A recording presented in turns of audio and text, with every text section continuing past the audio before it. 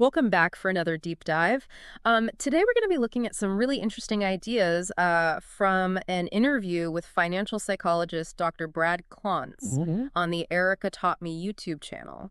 Oh, cool. And get this, he basically argues that our financial lives, it's not all about, spreadsheets and budgets, but it's actually deeply tied to psychology Oh, interesting. and even the experiences of our parents and grandparents. So Right. pretty fascinating stuff. Yeah, that is interesting.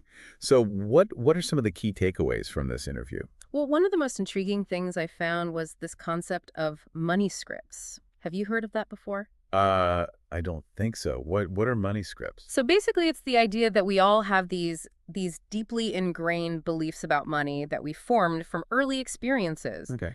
Things we observed in our families, messages we heard growing up. Right, that makes sense. And these scripts can really shape how we think about money as adults, even if we're not consciously aware of them. So like what kind of examples are we talking about? Well, in the interview, Erica Kohlberg actually shares a great anecdote about her dad. He spent like literally hours trying to get a quarterback from a broken soda machine. Wow, really?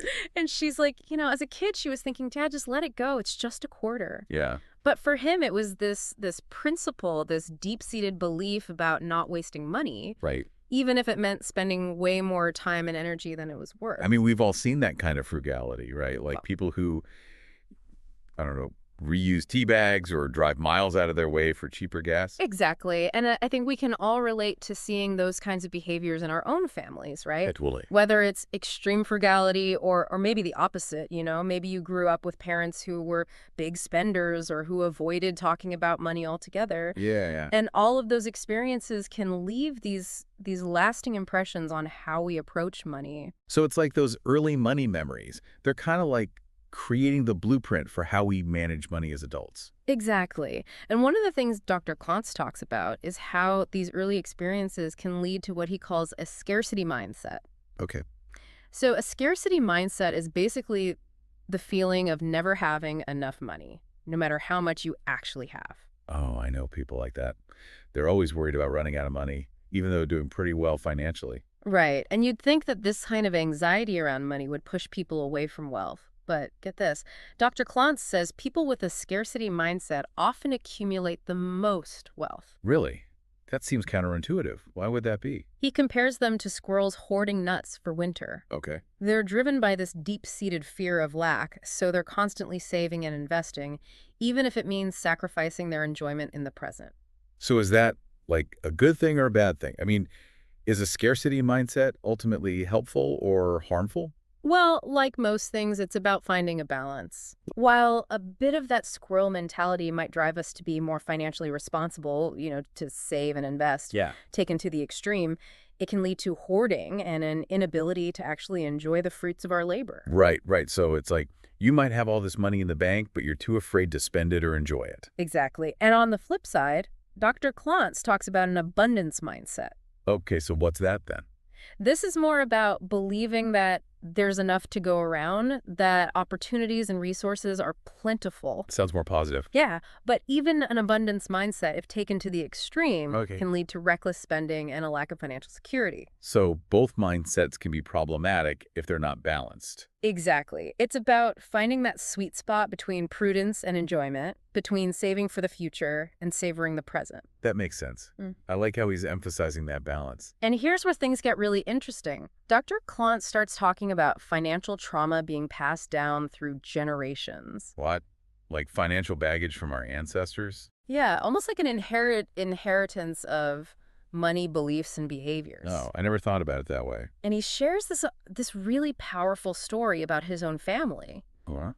His grandfather lived through the Great Depression Oh, well, and developed this deep distrust of banks. I can see why. He would literally bury his money in the backyard. Wow. And this fear of banks, it actually impacted his mother's financial decisions. Really? Even though she hadn't personally lived through the Depression. Exactly. She inherited that fear and anxiety, even if she didn't fully understand where it came from. And that even trickled down to him? To Dr. Klontz, yeah. He talks about how, even though he's a financial expert, he still had to work through some of those inherited beliefs about money. That's amazing. I mean, if a traumatic experience from almost a century ago can still influence financial decisions today, Right? What does that mean for us? It's a powerful question to consider, but It is. Could our own, like, seemingly irrational money habits be rooted in our grandparents' experiences? it's like financial genealogy, tracing those money patterns back through time. But it also raises a really important question. What's that? If we're carrying this baggage from the past, can we actually break free from it? Right. And create a different financial future for ourselves? I mean, I'd hope so, but is that really possible? Well, that's exactly the message of hope that Dr. Klontz emphasizes. Oh, good. He points out that most millionaires are self-made, Okay. they didn't inherit their wealth, and they're even public school educated. So it is possible to change your financial trajectory, even if you come from, I don't know, a background of poverty or financial struggle. Exactly.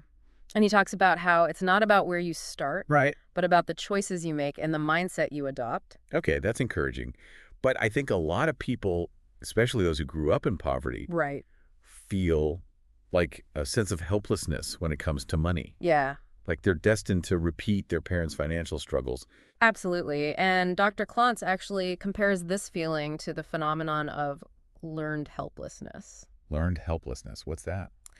So there were these experiments, definitely ethically questionable by today's standards, Okay. where they put dogs in cages and repeatedly shocked them Oh, no. until the dogs just like gave up trying to escape. Oh, that's awful. And then even when they made part of the cage safe, like there was no shock in that area. Yeah. Those dogs, convinced escape was impossible. Yeah. They didn't even try to leave. So they just stayed in that state of fear and helplessness. Exactly. And Dr. Klontz suggests that some people approach money with the same sense of learned helplessness. So they feel trapped by their financial circumstances and just kind of give up. Right. They might not even try to improve their situation because they believe it's hopeless. Wow. That's pretty profound. It is. But Dr. Klontz's work offers this powerful message of hope. He says, by understanding those deeply ingrained money scripts, right, those beliefs that we've inherited, Right. and by adopting a more empowering mindset, Okay. we can break free from that cycle of helplessness and actually create a brighter financial future. That's really powerful. I mean, it's like, it's not just about our own individual choices, but also about recognizing how those generational patterns might be influencing us. Absolutely. And it's not just about overcoming the past, right? There are also those very real pressures we face in the present, especially those around like social status and fitting in. Yeah, I could see that. You know, that feeling like you need to keep up with a certain lifestyle or image. Right. And that can really sabotage our finances if we're not careful. Exactly. Dr. Klontz and Erica Kohlberg, they talk about how this very human need to belong, it can actually be our downfall financially. It's like we're wired to want to fit in, to be part of the group. Exactly. And sometimes that leads us to overspend or make financial choices that aren't really in our best interests. So like buying things we can't afford just to impress others or keep up with a certain image. Right. Kohlberg actually shares a really relatable story about this. She talks about buying American Eagle jeans from a thrift store in high school Oh, wow. just so she could fit in with the cool kids. I mean, we've all been there, right? Trying to fit in, even if it means stretching our budgets. Absolutely. And Dr. Klontz points out that this constant pursuit of more this materialism, it's actually linked to lower levels of happiness Really? and financial health. Interesting. So chasing those external markers of success, Yeah. it might actually be doing us more harm than good. So what's the antidote then? How do we resist those social pressures and make financial choices that actually align with our values and our goals? Well, Dr. Klontz suggests we start by being mindful of who we're comparing ourselves to. Okay. Who is our comparison group? Interesting. Are they people who genuinely value financial well-being? Right. Or are they, caught in that trap of keeping up appearances? Okay, so it's about choosing our comparison group wisely. Exactly. And recognizing that lavish spending, it often masks insecurity, That's a good point. not true wealth or happiness. It's like the more someone's trying to show off their wealth, Yeah. the more insecure they might actually be. Exactly. And when we can see through that, it takes away some of that power that comparison has over us. Yeah, that's a good reminder. And then Dr. Klontz goes on to highlight 3 major money mistakes he sees people making over and over again. Okay, what are those? The first one is falling for those get-rich-quick schemes. Oh, yeah, those are everywhere. Right. We all know deep down there's no magic formula or shortcut to wealth. Of course. But those promises of easy money, They can be so tempting, especially in today's world. With all the online scams and everything. Exactly. And the second mistake is lacking what he calls future orientation. Future orientation. What does that mean? It's about delaying gratification, Okay. saving and investing consistently for the long term, Right. even when it's not, glamorous or instantly rewarding. I think that's a tough one for a lot of people, including myself. I know. That buy now button on Amazon is my nemesis. Me too. Yeah. It's so easy to get caught up in the instant gratification. And lose sight of those long-term goals. Exactly. Yeah. So any tips for overcoming that? How do we develop that future orientation? Well, Dr. Klontz actually recommends creating a vision board Oh, interesting. to make those future goals feel more tangible and real. So like visualizing what you want to achieve. Yeah, whether it's buying a home, retiring early, traveling the world. Okay. It's about connecting with the emotions and experiences you want to create in your life. That makes sense. It's not just about the numbers in your bank account. Right. It's about reminding ourselves why we're saving and investing in the first place. Okay, so that's the second mistake. What's the third one? The third one is trying to beat the market through excessive trading. Oh, yeah. I've heard that can be a recipe for disaster. It is. Studies show that the less you trade, Yeah. the better you tend to do. So it's more about a long-term strategy. Exactly. It's about having a solid investment plan and resisting that urge to chase quick profits or try to time the market perfectly. Which is almost impossible. Pretty much, yeah. So essentially, slow and steady wins the race when it comes to investing. Exactly. Dr. Klontz actually has this really simple formula for becoming a millionaire. Oh, tell me. He says, invest just $5 a day consistently. $5 a day. That doesn't sound too bad. Right. It highlights that you don't have to have a ton of money to start investing. Yeah. It's about building those positive habits and shifting away from that instant gratification mindset. I love that. It's like it's achievable and it takes away those excuses. Exactly. And over time, the power of compounding can turn those small, consistent investments into significant wealth. Wow, that's pretty amazing. So just $5 a day, huh? It's a great starting point. I'm going to have to try that. And speaking of long-term success, Yeah. one of the most surprising things Dr. Klontz reveals is that many millionaires, Wait for it. they describe themselves as frugal. Frugal millionaires. I thought millionaires were all about like lavish lifestyles and spending tons of money. Right. You picture those like extreme coupon clipping types. Yeah, exactly. But Dr. Klontz says it's not necessarily about being like super cheap. Okay. It's more about having this mindset of being intentional with their spending. So they're not driven by like status or the need to impress others. No. Their choices are guided by a deeper sense of financial security and control. So it's more about aligning your spending with your values and long-term goals. Exactly. Not just trying to keep up with the Joneses or chasing those fleeting trends. I like that. It's a much more sustainable and fulfilling approach to wealth, it sounds like. Absolutely. And this mindset, it often ties into what psychologists call an internal locus of control. Internal locus of control. I haven't heard of that before. So it's basically the belief that your outcomes in life are primarily determined by your own actions and choices rather than external factors. Okay, so like taking responsibility for your own life. Exactly. Someone with an internal locus of control, they believe they have the power to shape their own destiny, including their financial destiny. So they don't blame external factors or feel helpless to change things. Right. They take ownership of their financial decisions and actions. And I'm guessing that makes a huge difference in how you approach financial challenges and opportunities. It does. It's about recognizing that you have agency and control over your financial life, even when faced with setbacks or unexpected events. It's like that I am the captain of my ship mentality when it comes to finances. Exactly.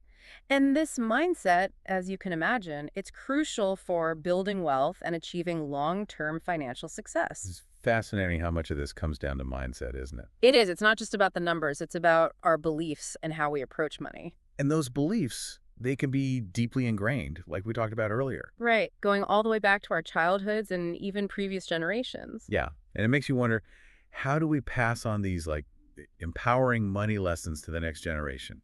That's a great question. And Dr. Klontz actually talks about the importance of open communication with children when it comes to money. But let's be honest, for many families, money is a taboo topic. It is. It's often shrouded in like secrecy and shame. Right. So it can be really hard to break those patterns and have those open, honest dialogues. Exactly. And Dr. Klontz shared this startling statistic. What's that? He said that most parents would rather talk to their kids about sex than money. Really? Wow. Yeah, it's crazy, right? But he says avoiding these conversations can actually do more harm than good. So, how do we create a more open and healthy dialogue about money with our kids? What are some practical tips? Well, he has a few suggestions. First, he says, avoid that classic phrase, we can't afford it. Yeah, I hear that all the time. Instead, he suggests framing it as a matter of priorities and values. Okay, I like that. So, for example, instead of saying, we can't afford that toy, Yeah. you could say, we're choosing to save our money for a family vacation right now. Yeah. That makes sense. It teaches kids that it's about making choices Right. and aligning our spending with our values. Exactly. He also suggests making saving and investing visual for children. How do you do that? Well, maybe they have a jar where they can see their savings grow. Oh, right, like a piggy bank. Exactly. Or a simple app that tracks their progress towards a goal. I love that. It makes it more tangible and exciting for them. Right. And finally, he encourages parents to be honest about financial challenges, Okay. but to frame them in a way that empowers, not scares. So, like, not burdening them with too much worry. Right. It's about showing them that challenges are part of life. Yeah. But with resilience and smart decision-making, Yeah. we can overcome them. And that models that internal locus of control we were talking about. Exactly. It's about teaching them that they have the power to shape their own financial future. So powerful, right? These early money conversations. Yeah. They really do have a lasting impact. It's not just about giving them financial advice. Yep. It's about shaping their beliefs and values around money. And that can influence their financial well-being for their entire lives. Absolutely. Yeah. And potentially even the lives of their children and grandchildren. It's like a ripple effect across generations. Wow, that's pretty amazing. It is. And this is just the tip of the iceberg. Dr. Klontz shares so many valuable insights in this interview, from debunking common money myths to like practical tips for managing our emotions around money.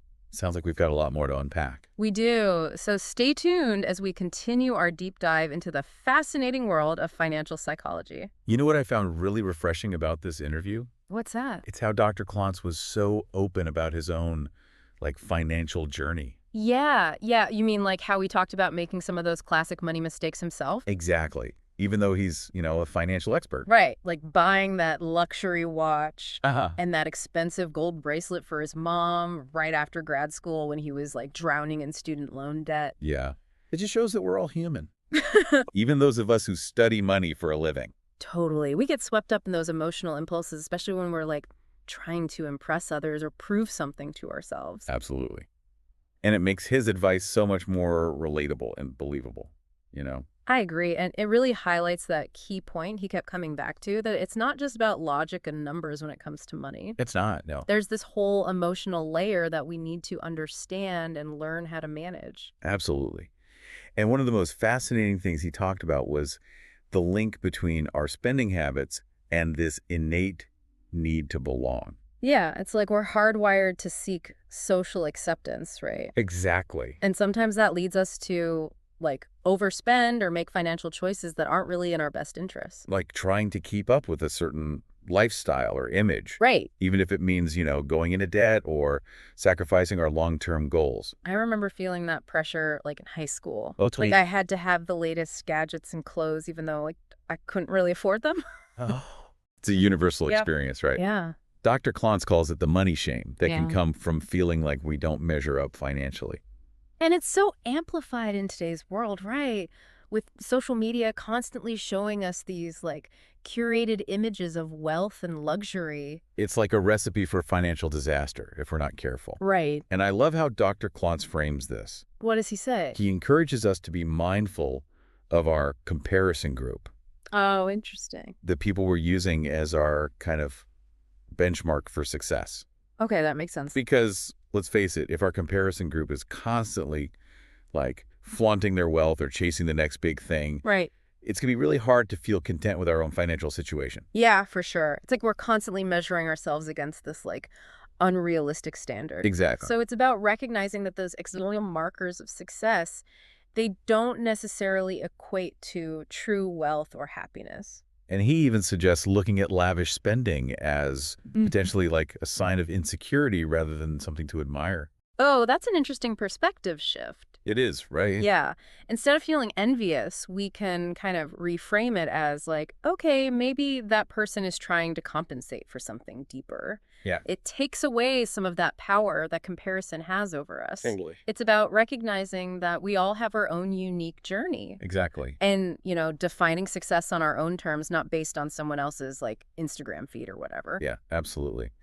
And, beyond those external pressures, there's also the internal stuff we need to unpack. You mean those money scripts we talked about earlier? Exactly. Those deeply ingrained beliefs about money that often come from our childhoods or even previous generations. Like Dr. Klontz's story about his grandfather's distrust of banks. Right. Because of the Great Depression. It's amazing how these experiences can have a ripple effect across generations, right?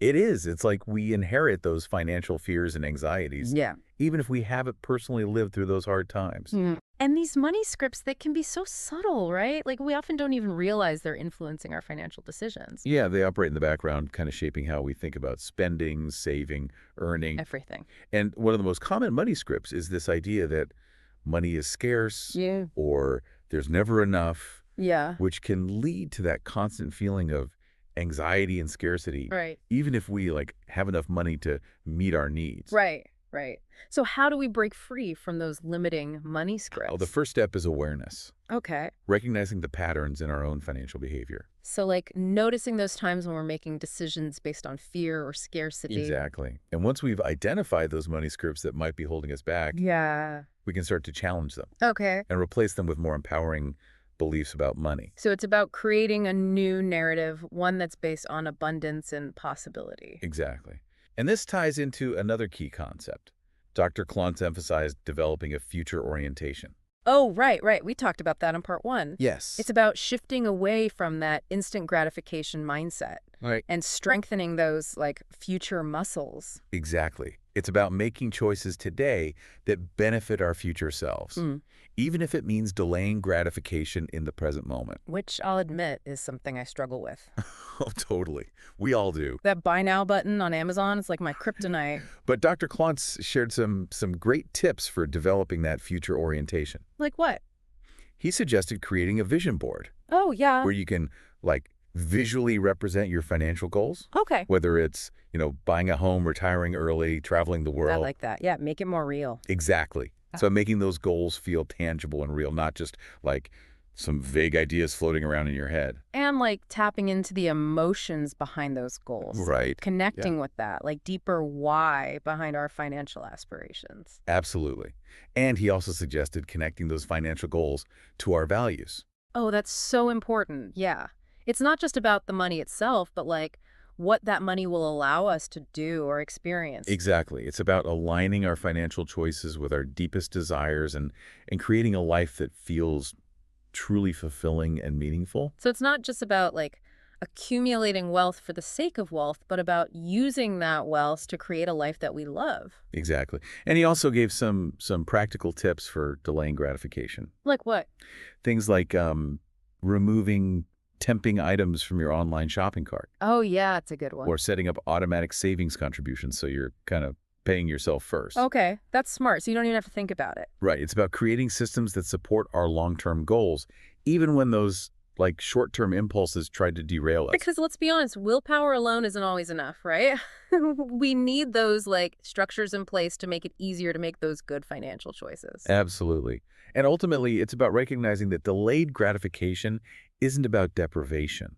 It's about choosing to invest in our future selves. And creating a life that's aligned with our values and priorities. Exactly. And Dr. Klontz made a great point. He said that the sacrifices we make today, they often pale in comparison to the rewards of achieving our financial goals and creating a life of freedom, security, and abundance. Right. It's about shifting our focus from those short-term costs to the long-term gains. Yes. And recognizing that those delayed rewards, they're often the most satisfying. Yeah, it's like that feeling of accomplishment when you finally reach a goal that you've been working towards for a long time. It is like planting a seed and patiently nurturing it, knowing that it will eventually blossom into something beautiful and fruitful. I love that analogy. And, it's interesting how Dr. Klontz frames success. What do you mean? He doesn't just define it as like reaching a certain net worth or income level. Yeah, it's about something much deeper than that. It's about creating a life that feels like rich and meaningful. Regardless of our financial circumstances. Right. Exactly. And he talked about how we can cultivate that sense of inner richness through things like um, gratitude, strong relationships, pursuing our passions, contributing to something bigger than ourselves. Yeah, it's about recognizing that true wealth lies in those experiences and connections that make us feel truly alive. And those things are available to everyone, regardless of their bank balance. Absolutely. It's about shifting Yeah. our focus from, material possessions to those intangible treasures that create lasting happiness and fulfillment. Yeah, love that. It's about recognizing that true wealth is a state of mind, not a bank balance. And Dr. Klontz offers some great tips for cultivating that wealth mindset. Like what? Things like practicing gratitude, focusing on our strengths, Uh-huh. and celebrating our successes along the way. Okay, so it's about shifting our internal dialogue Right. and creating a more positive and supportive relationship with ourselves and our finances. Exactly. And as we cultivate that inner wealth, Yeah. we naturally start to attract more abundance into our lives. Both financially and in all other areas. It's like that saying, where attention goes, energy flows. When we focus on what we want, Yeah, we create the energy and momentum to make it happen. I love that. And speaking of focusing on what we want, I want to come back to something we touched on in part 1. What's that? That misconception a lot of people have about what it means to be wealthy. You mean those stereotypes we see in the media? Yeah, all wealthy people are living these lavish lifestyles, spending money on extravagant things, Right. constantly chasing the next big thing. And Dr. Klontz, based on his research and his interactions with many wealthy individuals, he completely debunks those myths. Yeah, he does. He found that most millionaires actually describe themselves as frugal. Yes. They're much more focused on financial security and making intentional choices with their money. Okay, so how do we reconcile those two ideas? What do you mean? The image of a frugal millionaire, Yeah. it seems kind of counterintuitive. Well, it's not about being cheap or depriving yourself. Mhm. It's about having a mindset of intentionality and value. Got it. Like they're thinking carefully about their purchases. Right. They're not just mindlessly spending. Exactly. Yeah. They're not easily swayed by trends or impulse purchases. Okay. They're not trying to impress others with their spending. So they're making choices that align with their values and long-term financial goals, not just trying to keep up with a certain image. Exactly. I like that.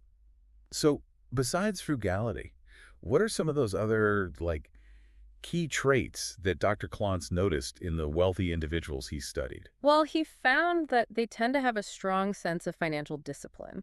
You mean they're committed to saving and investing consistently? Exactly. Even when it means making sacrifices in other areas of their lives. They have that future orientation we talked about. Yes. And they're also very resourceful and creative when it comes to making and managing their money. So they're always looking for new opportunities or ways to improve their financial situation. Right. And they're very good at managing risk. They understand that, investing involves some level of risk, Of course. but they don't let fear paralyze them. Right. They do their research, diversify their portfolios, and make calculated decisions based on their risk tolerance. So it's about balancing that desire for growth with a healthy dose of caution.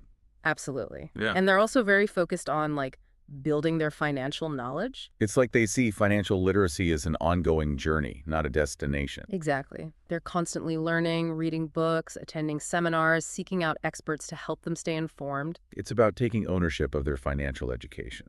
And finally, Dr. Klontz emphasized that wealthy individuals tend to have a very positive and abundant mindset. Okay. They believe in their ability to create wealth and attract prosperity into their lives. It's that idea that our beliefs shape our reality. Right. If we believe in our ability to achieve our financial goals, we create the energy and momentum to make them happen. So it's not just about hard work and strategy, but also about cultivating the right mindset. Absolutely. And Dr. Klontz encourages us to cultivate that same sense of belief and abundance. Recognizing that we have the power to create the financial future we desire. Yeah. It's about shifting our mindset from scarcity to possibility and recognizing that we all have the potential to achieve financial success. I love that message. It's so empowering. It is. And he reminds us that it's a journey, not a destination. Meaning, It's about enjoying the process, celebrating our wins along the way, Yeah. and learning from our mistakes. Because let's face it, no one's perfect, right? No, not at all. We're all going to make financial blunders at some point. For sure. But Right. it's how we respond to those mistakes that matters. Exactly. It's about having that resilience and that willingness to learn from our experiences. Right. And Dr. Klontz, he encourages us to approach our financial journeys with curiosity, playfulness, and a willingness to experiment. Yeah.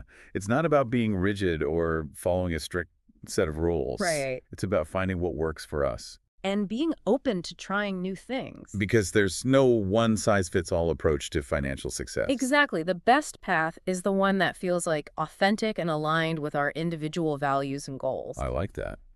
And as we continue to explore, experiment, and learn, Yeah. we'll discover our own unique path to financial freedom and abundance. And now I want to shift gears a bit Okay. and talk about something that I think a lot of listeners can relate to. What's that? Those challenging money conversations that can come up, like within families. Yeah, for sure. Like things like talking to our kids about, potentially sensitive financial situations, Like what? like job loss or, economic downturns. Yeah, those are definitely tough conversations to have. Especially when we're dealing with our own, anxieties and uncertainties. Right, because as parents, we naturally want to shield our kids from worry, Of course. protect them from feeling scared or insecure. Exactly. But Dr. Klontz emphasizes that honesty and open communication are crucial, even when the topics are difficult. Yeah, I can see that. He suggests framing those challenges in an age-appropriate way, Oh. focusing on the solutions we're working towards, Right. and emphasizing our family's strength and resilience. So it's about finding that balance between transparency and reassurance. Yeah. Letting them know that challenges are part of life, Yeah. but that we have the strength and resourcefulness to navigate them. And he also suggests, involving children in finding solutions. Oh, interesting. So whether it's, brainstorming ways to cut back on expenses or Yeah. maybe finding creative ways to earn extra income as a family. I love that it not only empowers them to feel like they're part of the solution, Yeah. but it also teaches them those valuable problem-solving skills. Right. That will serve them well throughout their lives. Exactly. It's about shifting from a mindset of helplessness to a mindset of empowerment, I like showing them that even in challenging times, we have choices, Right. and we can work together to find solutions. Totally. And it helps them develop a sense of resilience too, right? Absolutely. Yeah. Recognizing that challenges are not roadblocks, but opportunities for growth and creativity. Yeah. It's about reframing those difficult financial situations as learning experiences And modeling those positive coping mechanisms. that will help them navigate future challenges with confidence and grace. Absolutely. And Dr. Klontz also emphasized the importance of maintaining a sense of hope and optimism. Even when things feel really tough. Right. It's about focusing on what we can control, Yeah. celebrating our small wins, Uh-huh. and trusting that things will eventually get better. Yeah, that's such a powerful message. It's about cultivating that inner strength and resilience that allows us to weather those financial storms and emerge even stronger on the other side. Exactly. And he reminded us that our financial circumstances don't define us, Right. We're more than our money. and our worthiness is not tied to our bank balance. I love that. It's about remembering our inherent value and worth, regardless of our financial situation. Absolutely. And as we cultivate that sense of self-worth, we'll naturally start to make choices that align with our values and priorities, both financially and in all areas of our lives. Right. It's about recognizing that true abundance comes from within, and that our financial well-being is a reflection of our inner state of mind. Precisely. And Dr. Klontz encouraged us to nurture that inner abundance through practices like gratitude, self-care, and pursuing our passions. Those are all such beautiful and fulfilling practices, and they don't require a hefty bank account. Exactly. And he reminded us that true wealth lies in those experiences, connections. And contributions that enrich our lives and make us feel truly alive. Exactly. And Dr. Klontz encourages us to embrace a more holistic view of wealth, Yeah. recognizing that our financial well-being is just one piece of the puzzle. It's about creating a life that feels, balanced, purposeful, and abundant in all areas, not just financially. Absolutely. And he reminds us that we have the power to create that kind of life regardless of our current financial circumstances. Yeah.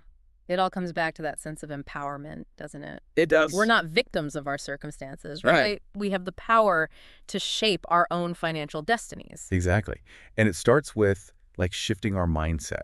Uh, Dr. Klontz suggests practicing gratitude, Uh-huh. focusing on our strengths Yeah. and celebrating our successes along the way. It's about creating a more positive and supportive internal dialogue Yeah, when it comes to money. absolutely. Yeah. And as we cultivate that inner wealth, Right. we naturally start to attract more abundance into our lives. Both financially and in all other areas. Right. It's like planting a seed and watching it grow.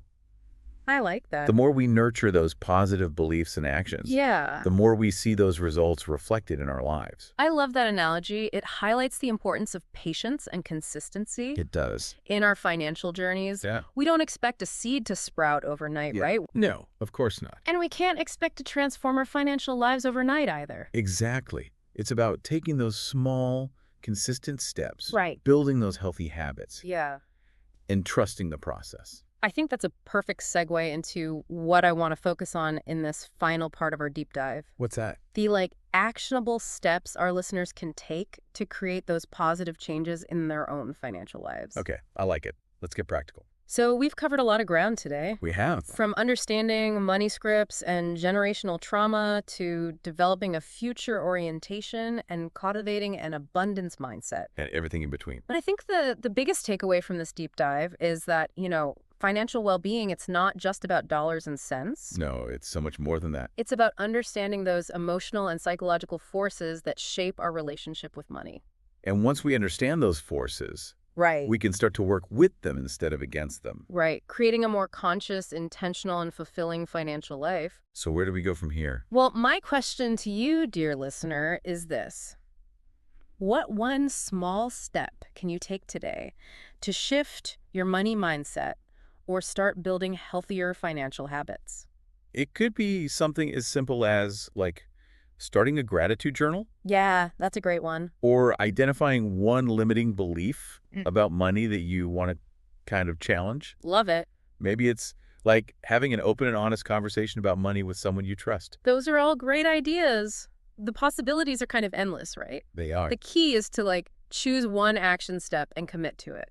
And remember, you don't have to do everything at once. No, take it one step at a time. Even the smallest step in the right direction Yeah. can create a ripple effect. Leading to those positive changes in your financial life and beyond. It's true. And if you're ready to dive even deeper into the world of financial psychology, Okay. Dr. Klontz has written several books on this topic. He has. Yeah, his work is full of really interesting insights and practical strategies for transforming your relationship with money. Cool. We'll include links to his books and resources in the show notes, Awesome. so you can continue your exploration. Great.